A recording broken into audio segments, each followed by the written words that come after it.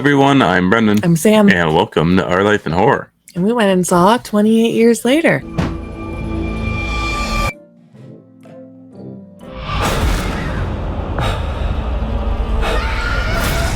Yes, we did.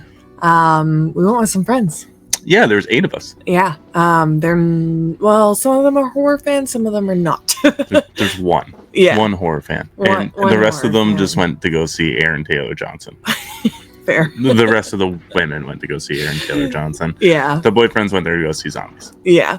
Fun way to go see it because we don't often go to the movies with people. Yep. It was a good crowd. Yep. Not disappointed. Definitely an interactive crowd. Yeah, it was a pretty full theater. Yeah. Yeah. I'll get into some of the facts. Absolutely. 89% on Rotten Tomatoes, 7.2 in IMDb, release date June 20th, 2025, director Danny Boyle. Synopsis: it's been almost 3 decades since the Rage virus escaped from a biological weapons laboratory. Still living in a ruthlessly enforced quarantine, some have found ways to exist amid the infected. One such group of survivors lives on a small island connected to the mainland by a single heavily defended causeway. When one of them decides to venture into the dark heart of the mainland, he soon discovers a mutation that has spread to not only the infected but other survivors as well. That was very long. This is starring Aaron Taylor Johnson, Ralph Fiennes, Jodie Comer, Edvin Riding, Alfie Williams. Yeah. I think that description is inaccurate. To be honest, I was just reading it and not thinking. Yeah, sorry. Still living truthfully. When one of them decides to venture into the dark heart of the mainland, he soon discovers a mutation that has spread to not only the infected, but to other survivors as well. Oh, yeah. Don't believe all that. Yeah. Fucking Google. I didn't really think about it as I was reading it. I was just trying to get that long ass blurb out.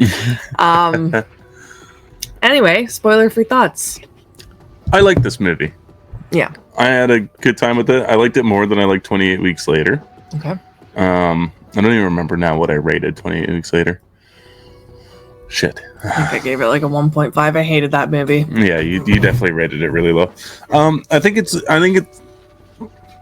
think it might have some editing issues, but all in all, I don't think it's a bad movie. Okay. I enjoyed the characters. I enjoyed the story that was going on. This movie has surprising amount of humor in it. Mm-hmm. So yeah, I had a good time with this movie. I definitely would recommend going to check this one out. Okay. Yeah, I enjoyed it as well. It's not movie of the year for me by any means, but it also isn't the worst movie I've seen this year. What? Nothing? 28 Weeks Later might be. Well, that didn't come out this year, but... No, but like of my first time watches. Yeah. Yeah, I enjoyed it. I enjoyed a lot of the editing. We'll get into that later. I like the characters. There's a good story going on, tense moments. Yeah, I think most people know that there is quite a tone shift near the end that might make or break for some people. Well, that's not what I've been seeing online. What I've been seeing online is that the whole movie is totally unsure of itself, what I think is totally unjustified. I think it totally knows exactly what it is, and I'm going to tell you right now what it is. It's a coming-of-age story. Yeah. Through and through. That's what the whole movie is. Mm-hmm. It's just the last 5 minutes is the only tonal shift that there is. Yeah, our whole group, we all just looked at each other and we're like, what? Yeah, like, what the fuck just happened? Like, after the movie, rolled credits, we were like, all looked at each other like, why? Yeah. But yeah, I still enjoyed the watch. Before we get into spoilers, what would you rate this? I'm not going to rate it very high, though. I liked it a lot. I would like to give it a rewatch, and I would like to see some other people's critiques of it. Mm-hmm. I think I'm still going to give it a 3-star, though. And that's what I rated it on Letterboxd. Yeah, like I'm borderline 3 to 3.5, Yeah. but for now I'm just gonna go with a 3 because I would like to give it another rewatch, and I'd like to see historical background with the movie because it has shots. I guess I can't say anything, but Yeah. fuck. It has some elements that resort to, like, say, different times. So, and I want to know why it's incorporated, what the thought process is behind that. So I'm going to stick with a 3 until my knowledge of this movie further deepens. Yep. I gave it a 3 as well. I personally don't know if I'll ever rewatch this again. I don't rewatch movies often unless they're comfort films for me. So unless we do a review on this down the road with someone, I probably won't pick it up again. A 3-star movie for me isn't rewatchable. This is a part of a trilogy, right? Yes. Yeah. Yeah. You'll be rewatching it by the third movie.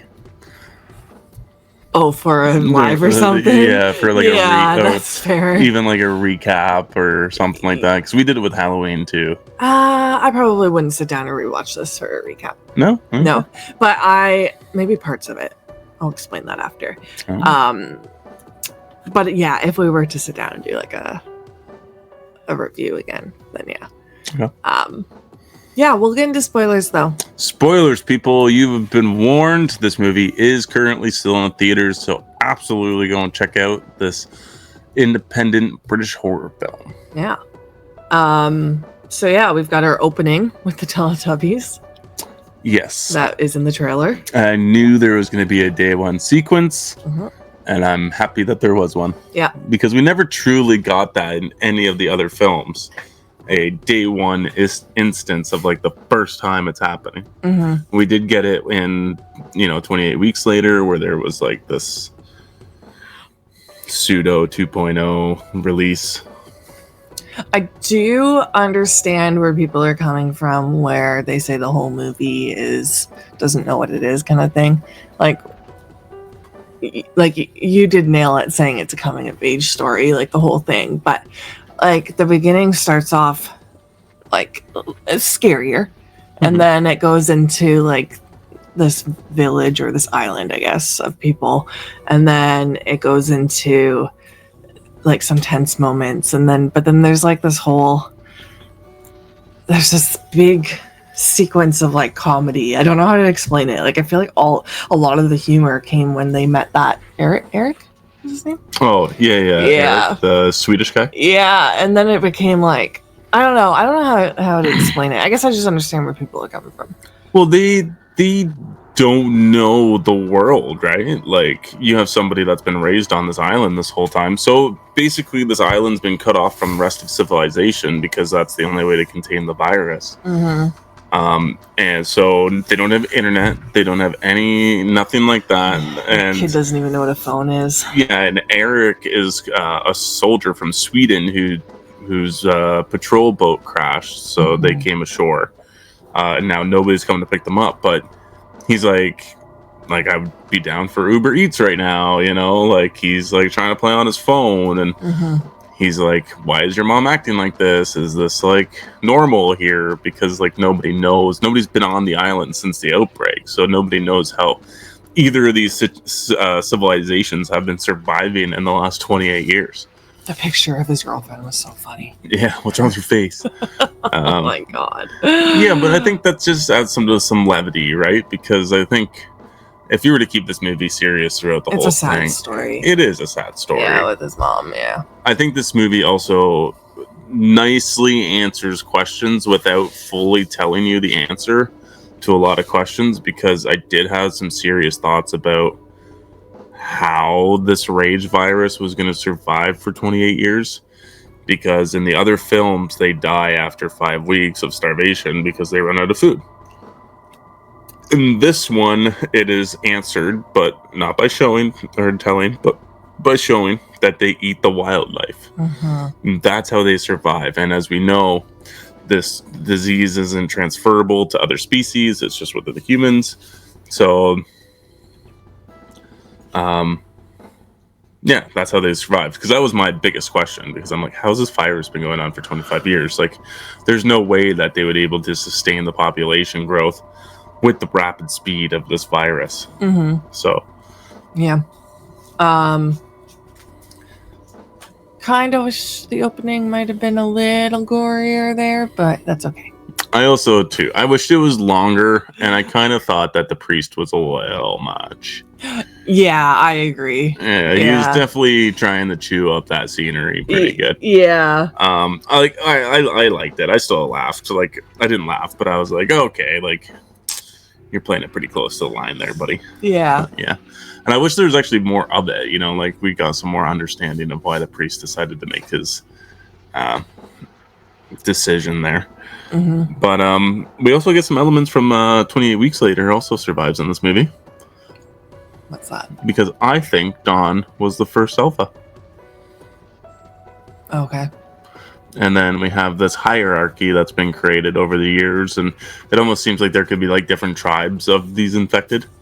Okay.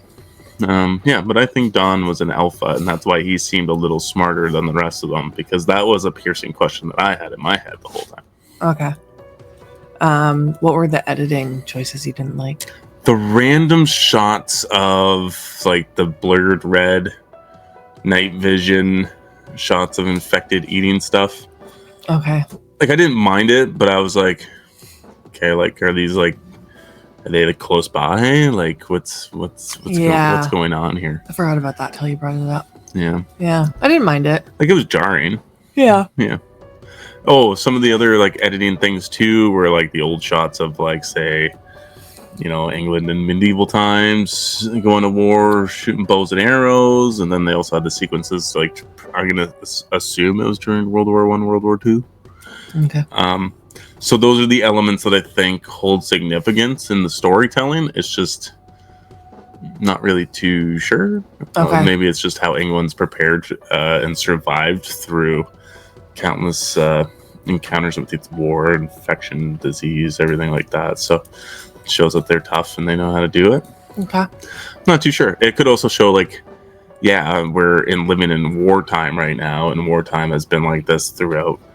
This is how it's been throughout history, right? Mm-hmm. Okay, so like the first half of the movie is, well, the first act of the movie is truly, you got Finn and Jamie. Flip. Is it, what is it? It's Spike. Spike. Fuck. Spike. So they go out on Spike's first venture out and to get his first kill. Yeah. And this whole sequence I thought was really good because it's a teaching moment. You can tell Spike kind of doesn't want to be there, but at the same time, he doesn't want to let his dad down. Yeah, there's a lot on his shoulders, a lot of pressure. Mm-hmm. Especially since he's 2 to 3 years younger than what the rest of the teenagers go at. Yeah. Sorry, go ahead. I was going to say, I like that they have to, like, go out on the water at, is it low tide? Yeah. Yeah, go out at low tide to make sure they're back in time and stuff. It made it, like, it's really tense. And the whole scene of them being out there was tense, like with them finding the body hanging upside down, with him even getting his first kill and the other one coming up behind, and them trying to make it back in time, which they didn't. They made it a little later. And then the guy chasing them. The through alpha, the water. Through the water, yeah, the knee-high water. Yeah, that was wild. Yeah, that's such a cool sequence, but I can see how that could also be totally different because it's like so gorgeous to look at in the background, like the Northern Lights are going. It's so spectacular looking. I know. I liked it personally. Yeah, but, I did too. Yeah, and then they get that little party because they came back, and Spike has a little bit of a, I don't know, slap in the face of reality that his dad is cheating on his wife. Yes, and his wife has been bedridden for, it looks like, a couple of years now. She's going through hallucinations. She's not at 100% there. Everybody seems to know what's going on, but nobody wants to talk about it. And there's no doctors on this island either because the last doctor's been dead for a long time. But there was one doctor that was spotted out on the mainland during their excursion. So the middle of this movie, Act 2, we'll say, is all about Spike taking his mom to go find the doctor, played by Ralph Fiennes. And we get a whole whack of weird shit thrown in there, too. Yeah. Yeah, because they go to that, was it a gas station? Yep. Yeah, and that's where they meet Eric. That was a good sequence. That was a tense sequence as well. Yeah, I like the scenes with Eric because they were funny and like lightened up the mood a bit.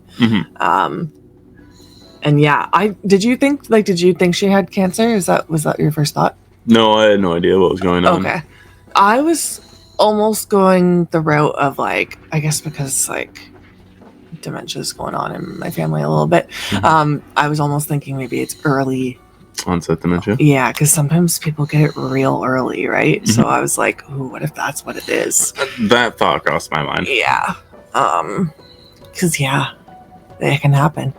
So cancer didn't come to my brain, to be completely honest. No, it didn't come to mind either. Which it should have, because you do get all those symptoms, right? Yeah. But yeah, so yeah, you get the funny scenes with Eric, and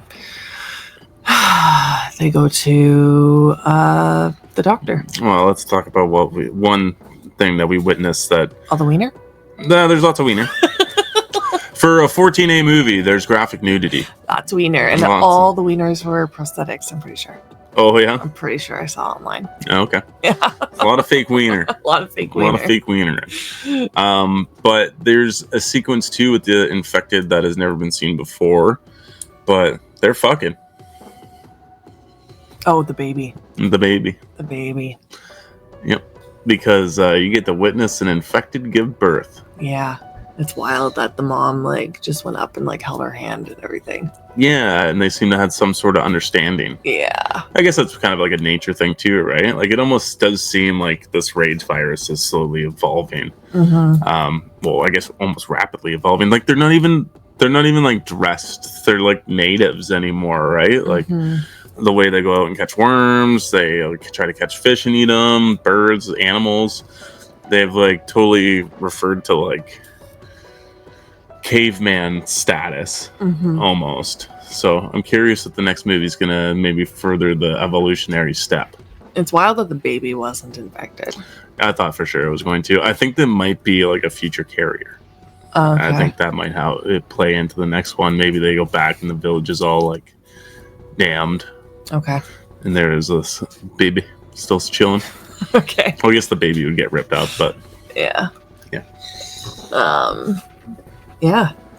Okay, so we find the doctor. Played by Ralph Fiennes.